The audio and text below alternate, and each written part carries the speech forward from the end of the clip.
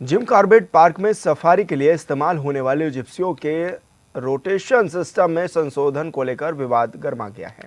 Nature guides और Gypsy मालिकों ने प्रशासन को घेर लिया है। कॉर्बेट पार्क में फिलहाल 380 से ज़्यादा जिप्सियां रजिस्टर्ड हैं, जो तय संख्या में टूरिस्ट को सफारी पर लेकर जाती हैं।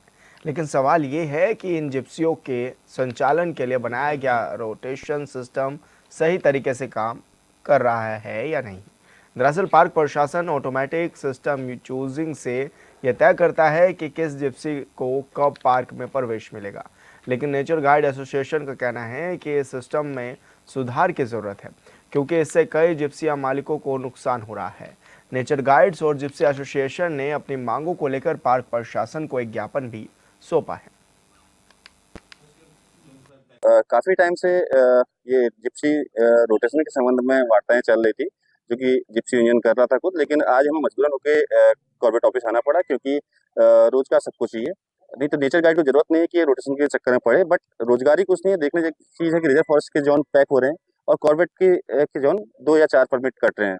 बड़ी दुःख की बात है, क्योंकि उसमें रोटेशन प्रणाली जो है वो संशोधन की ज़रूरत है। यानी कि अगर चूजिंग सिस्टम भी गाड़ी का हो तो अंतिम क्षण तक हो, और रोटेशन सिस्टम भी जो चल रहा है वो अंतिम क्षण तक अगर टूरिस्ट कोई बुक करता है तो उनकी ऑटोमेटिक सेलेक्ट हो। तो हमारा है कि रोजगार बढ़े। रोजगार बढ़ने में हमने वार्डन साहब से आज मिले हैं, डायरेक्टर साहब के एब्सेंट में। तो उनको बताया कि देखिए, आप हाई कमान हैं, यानी कि एक रेट की हड्डी है कॉर्बेट की। तो कोई कुछ भी कहे, लेकिन डिसीजन मेकर आप हैं, आपको डिसीजन। और संवाददाता सलीम अहमद हमारे साथ फोन लाइन पर जुड़ गए हैं। सलीम, क्या कुछ जानकारी मिल रही है, किस तरह की तैयारियां हैं पार्क प्रशासन की, और अब लोगों में किस तरह की उत्सुकता भी है आगे घूमने को लेकर? देखिए विशाल, मैं आपको बता दूं, ये पूरा मामला है ये कॉर्बेट नेशनल पार्क से जुड़ा हुआ है, जो कि रामनगर में स्थित है। और कॉर्बेट नेशनल पार्क किसी पहचान का मोहताज नहीं है। हर साल यहाँ पर लाखों की तादाद में सैलानी जो है सफारी करने के लिए पहुंचते हैं और वन्य जीवों को देखकर उनका लुत्फ उठाते हैं।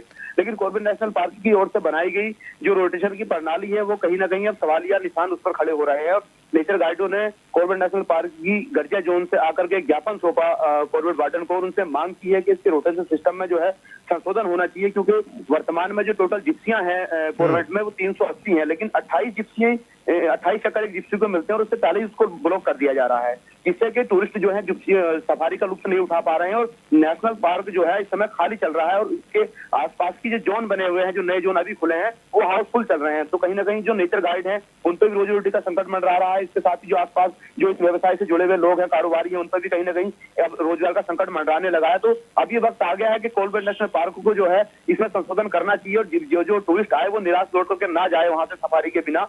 इसके साथ ही जो ऑनलाइन सिस्टम बनाया गया उसमें भी टाइमिंग बढ़ा दी जाए कि लास्ट टाइम तक जो है टूरिस्ट जो है जिप्सी की बुकिंग करके सफारी कर सके। जी, लेकिन ये रोटेशन सिस्टम में बदलाव क्यों किया गया है, क्या इसके पीछे कारण बताए जा रहे हैं? जी देखिए, इसका मुख्य कारण यही है कि रोटेशन सिस्टम में इसमें मैनुअल इन्होंने जो बनाया गया उसमें ये बनाया है कि 28 चक्कर एक जिप्सी को दिए जाते हैं।